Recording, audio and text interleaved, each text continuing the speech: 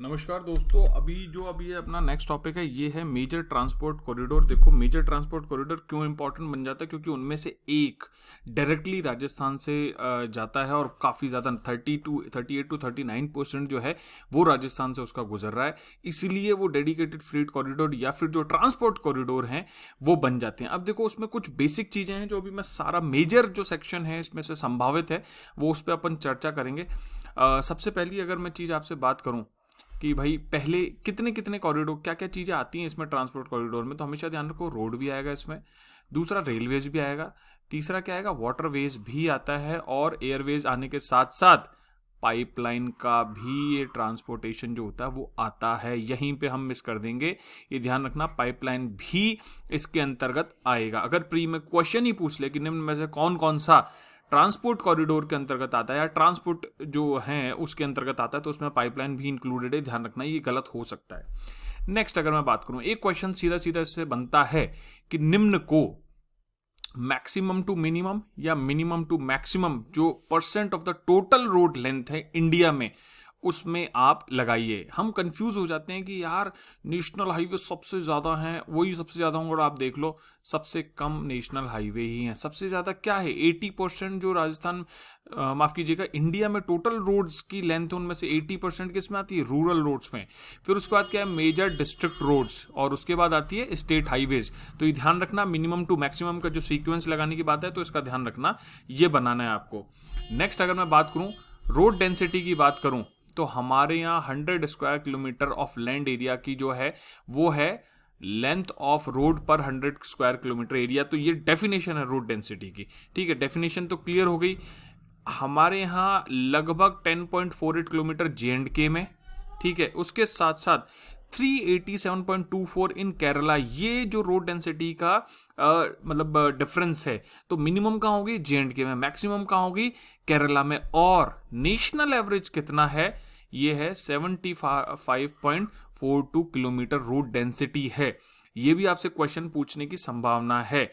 ये ध्यान रखना कि डेंसिटी की जब बात करें तो Himalayan region, north east region और राजस्थान में रोड डेंसिटी कंपैरेटिवली कम है। क्यों कम है, क्योंकि एरिया बहुत ज़्यादा है, डेजर्ट वाला इलाका भी है, तो ये रीजन तो आप क्लियर कर लेंगे, बट ये ध्यान रखना सामान्यतः हमारे यहाँ कम है। इसके अलावा अब अगर मैं रेलवे जोन की बात करूं, तो जैसे मैंने आपको थोड़ा सा डेटा दिया उस ट्रांसपोर्ट का, फिर अब अपन चलते हैं रेलवे पे। रेलवे की अगर मैं जोन की बात करता हूं तो टोटल कितने जोन है, अभी लेटेस्ट कौन सा जोन ऐड हुआ है, ये क्वेश्चन बनने की संभावना, तो इसको ध्यान रखना। ठीक है, टोटल 18 जोन है, लेटेस्ट कौन सा ऐड हुआ है ये प्लीज चेक कर लेना। और अभी एक खास तौर पर एक न्यूज आई है कि एक जोन ने कंप्लीटली इलेक्ट्रिफिकेशन पा लिया है। ठीक है, जहां तक मुझे याद रहा है मिडिल वेस्टर्न है, बट फिर भी एक चीज को देख लेना, ये करंट अफेयर्स का क्वेश्चन है, पूरा बनने की संभावना है।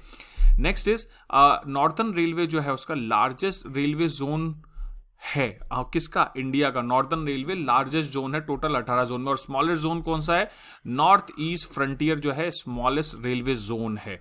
इसके अलावा एक चीज है, कोंकण रेलवे जो है उसका जो प्रोजेक्ट है वो शॉर्टन द डिस्टेंस हो गया है, और वो महाराष्ट्र, गोवा, कर्नाटका को ही कवर करता है, और उसकी टोटल लेंथ है 786 किलोमीटर, रोहा से लेके मैंगलुरु तक। ठीक है, ये 3 फैक्टर जो यहाँ बनने की संभावना होती है। इसके अलावा ये डायरेक्ट मैचिंग वाला क्वेश्चन है रेलवे से जो बन सकता है कि अगर चितरंजन लोकोमोटिव वर्क्स की बात करूं तो वो कहां पे है, चितरंजन यानी वेस्ट बंगाल में स्थापित है। अगर मैं डीजल लोकोमोटिव की बात करूं तो वो कहां पे, वाराणसी यूपी में स्थापित है। ऐसी मैचिंग का क्वेश्चन आ सकता है, हो सकता है इन 6 में से एक आ जाए और वो आपका पूरा आंसर सही कर दे, तो इसलिए ध्यान रखना। अगर मैं इंटीग्रल कोच फैक्ट्री की बात करूं इंडिया में, तो वो कहां, पेराम्बूर यानी तमिलनाडु में एस्टेब्लिश्ड है। व्हील एंड एक्सेल प्लांट वो कहां है, यलंका बेंगलुरु में। ठीक है, नेक्स्ट है डीजल कंपोनेंट वर्क, ये देखो वो था डीजल लोकोमोटिव वर्क्स जो था वाराणसी में, ये जो डीजल कंपोनेंट वर्क है ये कहा है, पटियाला पंजाब में। ठीक है, और रेल कोच फैक्ट्री जो है वो है कपूरथला, पंजाब। बहुत ज्यादा इंपॉर्टेंट है, कई बार सवाल पूछा जा चुका है, इवन यूपीएससी में पहले सवाल पूछा जाता है, एसएससी में तो पूछ चुका है, राजस्थान भी पूछ सकता है। तो ये मेजर रेलवे से रिलेटेड जो मैन्युफैक्चरिंग फैक्ट्रीज हैं वो स्टेब्लिश्ड कहाँ कहाँ, ये अपन ने बात कर ली। अब बात करते हैं अपन डेडिकेटेड फ्रेट कॉरिडोर। सबसे पहले ये समझना जरूरी है कि डेडिकेटेड फ्रेट कॉरिडोर होता क्या है। पहली चीज मैंने जो टर्म ली, डेफिनेशन ली, उसमें देखो सबसे पहली चीज क्या है, हाई स्पीड है, दूसरा हाई कैपेसिटी है, और क्या है, रेलवे कॉरिडोर है। ध्यान रखना, डेडिकेटेड फ्रेट कॉरिडोर क्या है, रेलवे कॉरिडोर है। अगर वो बोले रोड कॉरिडोर भी उसमें शामिल है, एयर कॉरिडोर भी शामिल है, नहीं, ऐसा नहीं है। और एक्सक्लूसिवली किसके लिए है, पर्टिकुलर फ्रेट यानी गुड्स और कॉमोडिटीज के लिए। इसीलिए तो बोला है डेडिकेटेड, मतलब उसी कार्य के लिए निर्धारित, फ्रेट मतलब माल, सामान जिसे कहा जाता है, ठीक है। अब कारण क्या है कि नॉर्मल लेन्स पे क्या होता है, आपने देखा हो मालगाड़ी आए दिन कई जगह रुकी हुई रहती है। उसका कारण ये है कि मालगाड़ी को पैसेंजर ट्रेन को ट्रैक पास करने के लिए ट्रैक देना पड़ता है। तो इसलिए क्या किया कि उसकी जगह एक डेडिकेटेड रेलवे ट्रैक ही बना दिया, जिससे कि ये समस्या ना ही हो। ये वो प्रोजेक्ट है डेडिकेटेड फ्रेट कॉरिडोर। अब इसका में क्या हुआ, इंफ्रास्ट्रक्चर भी शामिल किया गया, स्टेट ऑफ आर्ट टेक्नोलॉजी है वो भी शामिल किया गया है। एफिशिएंट और फास्ट मूवमेंट होगी किसकी, फ्रेट की। ये तो बेसिक क्या होता है और क्या फायदा है उसका। किसके अंदर है, मिनिस्ट्री ऑफ रेलवेज, ये भी बनने का पूरा संभावना हो सकता है, ट्रांसपोर्ट कभी गलती से कर दो, लेकिन ये मिनिस्ट्री ऑफ रेलवे के अंतर्गत क्या, डेडिकेटेड फ्रेट कॉरिडोर। कितने डेडिकेटेड फ्रेट कॉरिडोर की बात चल रही, 6 डेडिकेटेड फ्रेट कॉरिडोर की बात चल रही। मैम मैं दिखाऊंगा कौन कौन से हैं, ठीक है। पहला क्या है, वेस्टर्न डेडिकेटेड फ्रेट कॉरिडोर, और डीएमआईसी की जो कहानी है, कहीं ना कहीं डीएमआईसी इसी वेस्टर्न डेडिकेटेड फ्रेट कॉरिडोर से संबंधित है। एक दूसरा आता है ईस्टर्न डेडिकेटेड फ्रेट कॉरिडोर। अब बस इसमें मैचिंग का क्वेश्चन बनता है, मान लो 6 दे दे या मान लो 4 दे दे, और फिर वो पूछे कौन सा कहां से है। तो वेस्टर्न कहां से, हरियाणा और महाराष्ट्र। ईस्टर्न कहां है, पंजाब और वेस्ट बंगाल को जोड़ता है। ऐसे ही ये देखो, इन दो पे तो काम बिल्कुल तेजी से चल रहा है, लेकिन इसके अलावा और भी 4 डेडिकेटेड फ्रेट कॉरिडोर हैं जिनकी स्थापना की बात चल रही है और जो स्थापित किए जाएंगे। पहला हो गया क्या, नॉर्थ साउथ, सीधे सीधे किस किस के बीच में, दिल्ली से तमिलनाडु, लगभग सबसे बड़ों में से एक है। अगर ईस्ट वेस्ट की बात करें तो वो क्या है, वेस्ट बंगाल से महाराष्ट्र, और ईस्ट साउथ की बात करें तो वेस्ट बंगाल से आंध्र प्रदेश, और साउथ साउथ क्या है, तमिलनाडु से गोवा। तो सबसे छोटा आप स्पष्ट रूप से देख सकते हो कौन सा है, तमिलनाडु से गोवा। एक क्वेश्चन यहां रेज हो सकता है कि वेस्ट बंगाल और आंध्र प्रदेश के बीच में भी सबसे छोटा हो सकता है, वो अपन डायग्राम देख लेते हैं। देखो मैंने यहां बता दिया, सबसे पहले तुम्हारा क्या है, ये है तुम्हारा वेस्टर्न डेडिकेटेड फ्रेट कॉरिडोर, जिसपे की डीएमआईसी भी रिलेटेड है। ये हो गया तुम्हारा कहां से, पंजाब से लेके, ईस्टर्न कॉरिडोर हो गया पंजाब से लेके ये तुम्हारा वेस्ट बंगाल तक। फिर ये है दिल्ली से लेके तमिलनाडु यानी चेन्नई तक, वो कौन सा है, नॉर्थ साउथ कॉरिडोर।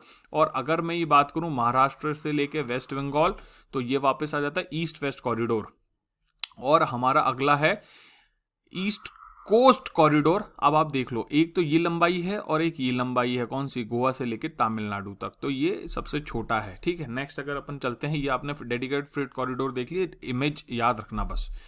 इसके अलावा अगर मैंने क्या कहा, 2 पे काम चल रहा है, एक है वेस्टर्न डेडिकेटेड फ्रेट कॉरिडोर, एक है ईस्टर्न कॉरिडोर। ईस्टर्न कॉरिडोर जो है टोटल क्या है, ये देखो, वडोदरा से रेवाड़ी 930 किलोमीटर है, वडोदरा से जेएनपीटी वो है 428, और रेवाड़ी से दादरी जो है 141। तो यहां देखो, ये है रेवाड़ी लोकेशन, यहां से दादरी, ये यूपी वाला इलाका है, ये पूरा इलाका कहां तक जा रहा है, ये पालनपुर तक जा रहा है, और उसके बाद में ये है वडोदरा। तो ये ट्रैक जा रहा है, तो इसमें अभी देखो क्या एमपी से गुजर रहा है, नहीं गुजर नहीं रहा है एमपी से, ध्यान रखने की चीज है, ठीक है। ऐसा क्वेश्चन बन सकता है। ऐसी ईस्टर्न कॉरिडोर की बात करूं तो वहां पे भी पंजाब से, हरियाणा से, यूपी और दिल्ली से होते हुए पूरा ये बिहार में भी जाता है, झारखंड में भी जाता है, और वेस्ट बंगाल में भी जाता है। तो ये पूरा, ये देखो दादरी जुड़ रहा है ना, दादरी और खुर्जा में, यहाँ पे मेरठ के बाद खुर्जा जगह है, तो यहाँ ये दोनों आपस में मिल रहे हैं। ये यहाँ से ये दादरी, ये यहाँ पे भी मिल रहा है और ये यहाँ पे भी मिल रहा है, तो ये दोनों क्लियर है। नेक्स्ट है वेस्टर्न डेडिकेटेड फ्रेट कॉरिडोर, मैंने बता ही दिया तुम्हें, दादरी यूपी से लेके जवाहरलाल नेहरू पोर्ट जो मुंबई में है 1468 किलोमीटर। पता रखना, डीएमआईसी पे क्वेश्चन बन सकता है, ठीक है। कवर क्या क्या कर रहा है, हरियाणा, राजस्थान, गुजरात, महाराष्ट्र और उत्तर प्रदेश।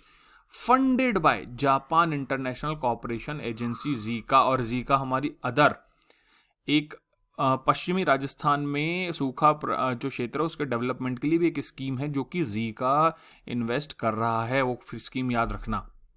Next is eastern dedicated freight corridor, मैं सब पूरी तरीके से बता ही चुका हूं कि लुधियाना से यानी पंजाब से शुरू होकर वेस्ट बंगाल तक जा रही है। बड़ी कौन सी है, देख लो, बड़ी है ईस्टर्न डेडिकेटेड फ्रेट कॉरिडोर। इसमें खास बात है कि इसको कौन इन्वेस्टमेंट कर रहा है, वर्ल्ड बैंक, ठीक है, ध्यान रखना। अब एक चीज है कि connecting link for eastern and western arm, जो कि है दादरी और खुर्जा के बीच में, उस पर काम चल रहा है। अब इसी में एक रिलेटेड पॉइंट आ जाता है कि भारतमाला जो प्रोजेक्ट है वो क्या है। भारतमाला प्रोजेक्ट है 13 स्टेट्स को कवर करेगा। क्यों कवर करेगा मैं बता दूंगा। 13 की 13 स्टेट्स याद रखने की जरूरत नहीं, लेकिन एक मोटा मोटा आइडिया भी मैं इमेज जो है उसमें दिखा के, मैप में दिखा के क्लियर कर दूंगा, ठीक है। Ending across the Indo Myanmar border, ये इंपॉर्टेंट है, ऑफ मणिपुर एंड मिजोरम, तो मतलब नॉर्थ ईस्ट में भी जा रहा है, ठीक है। भारतमाला है, इट्स लाइक गार्लैंड। क्यों है दिखाता हूं, ये देखो, ये गुजरात यहाँ पे है, ठीक है। ये गुजरात से शुरू होकर जम्मू कश्मीर भी गया, जम्मू कश्मीर फिर ये यूपी आया, यूपी में होता हुआ यहाँ गया, और फिर ये यहाँ पे ट्रायंगल बना, अरुणाचल प्रदेश भी जा रहा है, अरुणाचल प्रदेश में नागालैंड, मणिपुर, मिजोरम, मेघालय, सबसे होता हुआ ये पूरा गार्लैंड बना रहा है। एक माला बनाते हैं ना, जैसे माला चढ़ाई जाती है, वैसा माला लग रही है। तो ये भारतमाला प्रोजेक्ट है। अब आती है सागरमाला प्रोजेक्ट। देखो दोनों में अंतर है, ठीक है। एक्चुअली सागरमाला प्रोजेक्ट जो था वो ऑल्दो 15 अगस्त 2003 को अनाउंस कर दिया गया था, ये ध्यान रखने की चीज है, पहले ही अनाउंस किया गया था, बट वो दिक्कत में रहा, यूपीए गवर्नमेंट के टाइम पे नहीं आया। बट अगेन अभी मोदी जी की जो टेन्योर है उसमें इस चीज पे काम किया जा रहा है। अब इसमें क्या है, ये जो 10 कोस्टल इकोनॉमिक रीजन जो होते हैं ना, उनको भी शामिल किया गया है, अलॉन्ग विद इंडियाज 7000 किलोमीटर की जो कोस्ट लाइन है फ्रेट ऑप्शंस की, जिसमें कि ये देखो रेल भी शामिल है, लैंड ट्रांसपोर्ट है वो भी शामिल है, और इनलैंड वाटरवेज जो हैं वो भी शामिल हैं। ये तीनों चीजें इसके अंदर सागरमाला में शामिल है। क्वेश्चन बन जाए तो टिक कराना, ठीक है। नेक्स्ट ये डायग्राम मैं बता देता हूं तुम्हें कि ये तो हो गया अपना क्या, ये हो गया अपना भारतमाला प्रोजेक्ट का एक पार्ट मान लो आप, तो वैसे तो गोल्डन ट्रायंगल है और ये यहां तक जा रहा है, लेकिन अगर इसी को मैं जोड़ूं, ये जो हमारा सागरमाला प्रोजेक्ट है, ये इस तरीके से, ये जो डॉट डॉट दिख रहा है ना आपको, ये सागरमाला प्रोजेक्ट है। ओवरऑल इसमें रोड भी डेवलप हो रहा है, रेलवे भी डेवलप हो रहा है, इनलैंड वाटरवेज है उसके माध्यम से भी अपन जो फ्रेट का ट्रांसपोर्टेशन है वो कर रहे हैं, ठीक है। मैप आई होप क्लियर है। इसके अलावा एक चीज और मैं बता दूं कि पाइपलाइन वाली बात है, एशिया की जो फर्स्ट क्रॉस कंट्री पाइपलाइन है वो ऑयल इंडिया लिमिटेड जो है उसके द्वारा बनाया गया था। कहां से, नाहर कटिया जो ऑयल फील्ड है असम से, वो बरौनी तक बनाया गया था 1966 में, ध्यान रखना, जिसे कि आगे कानपुर में एक्सटेंड कर दिया गया था। इसके अलावा एक मुंबई हाई जो है, कोयली और Hazira, Vijarpur, Jagdishpur, HVJ, most important pipelines India में, ये कहां स्थापित है, किस चीज की पाइपलाइन है, ये भी क्वेश्चन बनता है कि इनमें से केवल कौन सी गैस की पाइपलाइन है, केवल कौन सी ऑयल की पाइपलाइन है, कौन सी गैस और ऑयल दोनों की पाइपलाइन है, ऐसा भी सवाल बनने के चांसेस हैं। तो एक बार ये देख लेना, ठीक है। इसके अलावा पाइपलाइन सलाया, गुजरात और मथुरा के बीच में भी है, ये भी एक इंपॉर्टेंट ट्रांसपोर्टेशन का सिस्टम है। देखो ये इसके हिसाब से खत्म। नेक्स्ट जो वीडियो होगा वो होगा आपका किसका, इंडस्ट्रियल रीजन्स का। उसके बाद अगर आपको लगे कि और कुछ बनाना तो मुझे मैसेज कर देना। अभी तक इन्हीं की रिक्वायरमेंट थी तो मैंने ये सब बना दिया। इसी के साथ दोस्तों जय हिंद जय भारत, बहुत बढ़िया पढ़ाई करो, बाय बाय।